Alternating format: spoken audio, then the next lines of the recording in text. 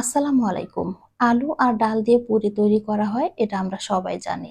আলু আর ডাল বাদ দিয়ে সম্পূর্ণ ব্যতিক্রমভাবে মাত্র ১ টেবিল চামচ ঘি দিয়ে এরকম ফুলকো, খাস্তা আর মুচমুচে পুরি তৈরি করে নেব খুবই সহজে। অসম্ভব ভেবে কি আপনি অবাক হয়ে যাচ্ছেন? তবে হ্যাঁ, খুবই সহজে আলু এবং ডাল ছাড়া খাস্তা মুচমুচে পুরি তৈরি করে নেওয়া যাবে। এখানে একটি ঘরোয়া মসলা শেয়ার করেছি যা দিয়ে মুচমুচে পুরি বানাতে পারেন। মুচমুচে খাস্তা পুরি তৈরি করার জন্য শুরুতেই নিয়ে নিচ্ছি ১ টেবিল চামচ ঘি। চুলার তাপমাত্রা একদম লো হিটে রেখে এই ঘিগুলো খুব ভালোভাবে গলিয়ে নিতে হবে। তারপর দিয়ে দিচ্ছি ২ চা চামচ জিরা, ১ টেবিল চামচ সাদা তিল। এগুলো চুলার তাপমাত্রা লো হিটে রেখে একটু ভেজে নিতে হবে। সুন্দর একটি ফ্লেভার ছড়িয়ে গেলে দিয়ে দিচ্ছি ১ টেবিল চামচ আদা কুচি। আদাগুলো অবশ্যই মিহি কুচি হতে হবে। কয়েক সেকেন্ডের মতো আদা কুচিগুলো একটু ভেজে নিতে হবে। তারপর দিয়ে দিচ্ছি ঝালের জন্য ১ টেবিল চামচ চিলি ফ্লেক্স। সেই সাথে দিয়ে দিব ১ টেবিল চামচ কাঁচামরিচ কুচি। কাঁচামরিচগুলো মিহি কুচি হতে হবে। এখন এ সকল উপকরণগুলো থেকে কাঁচা গন্ধ দূর হওয়ার আগ পর্যন্ত একটু ভেজে নিয়েছি। ভাজা হয়ে গেলে এখানে অ্যাড করে দিচ্ছি ১ গ্লাসের মতো পানি। এই পানিগুলো যখন টক বগিয়ে ফুটতে শুরু করবে তখন অ্যাড করে দিতে হবে ২ টেবিল চামচ ধনিয়া পাতা কুচি, সেই সাথে দিব পরিমাণ মতো লবণ। এবার খুব ভালোভাবে নেড়ে মিশিয়ে নেব। মশলায় জড়ানো এই পানিগুলো মিডিয়াম হিটে ১ মিনিটের মতো জাল করে নিলেই হয়ে যাবে। জাল করা হয়ে গেলে অপর একটি পাত্রে ট্রান্সফার করে নিচ্ছি। মশলাযুক্ত এই পানিগুলো একদমই ঠান্ডা করা যাবে না, গরম অবস্থাতেই কিন্তু অ্যাড করে দিতে হবে ১ কাপ সুজি। এখন এই সুজির সাথে মশলা মাখা পানিগুলো খুব ভালোভাবে মিশিয়ে নিচ্ছি। যদি মনে হয় পানির পরিমাণটা একটু বেশি হয়েছে সেক্ষেত্রে আরো কিছুটা সুজি অ্যাড করে দেওয়া যাবে। ভালোভাবে মিশিয়ে নিচ্ছি। মেশানো হয়ে গেলে অবশ্যই রেস্টে রাখতে হবে ১০ থেকে ১৫ মিনিটের মতো। এ সময় অবশ্যই এই মিশ্রণটি ঢেকে রাখতে হবে। অবশ্যই চেষ্টা করবেন রেস্টে রাখার জন্য। ১৫ মিনিট সম্ভব না হলেও মিনিমাম ১০ মিনিটের মতো রেস্টে রাখতে হবে। ১০ মিনিট পরে এই তো এখন কিন্তু সবগুলো উপকরণের সাথে সুজিগুলো খুব ভালোভাবে মিশে গেছে। আর সুজিগুলো কিন্তু অনেকটা ফুলেও গেছে।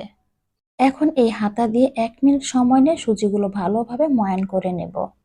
তারপরে দিয়ে দিতে হবে একটু একটু করে আটা।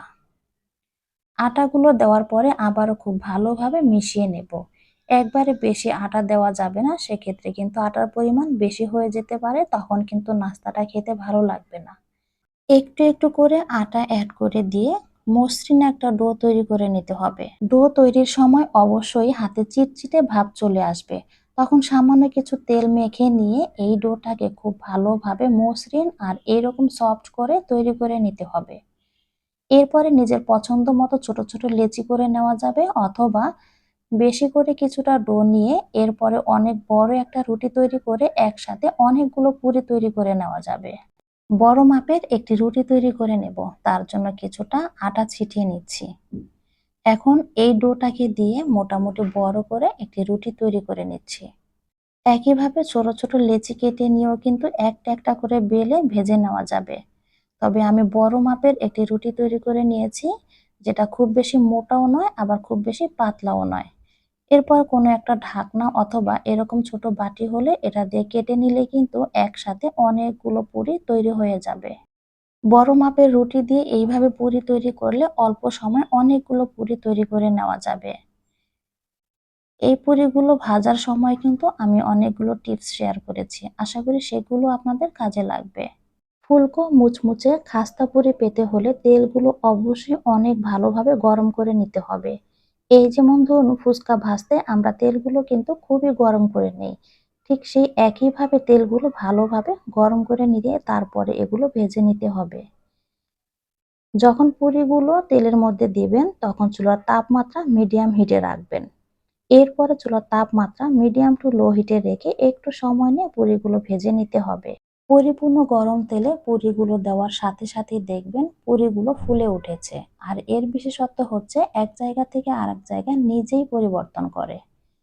ধীরে ধীরে এই পুরিগুলো ভেজে নেবেন। নিজের কাঙ্ক্ষিত পর্যায়ে কালার চলে আসলে পুরিগুলো তেল ঝরিয়ে নামিয়ে নিতে পারেন।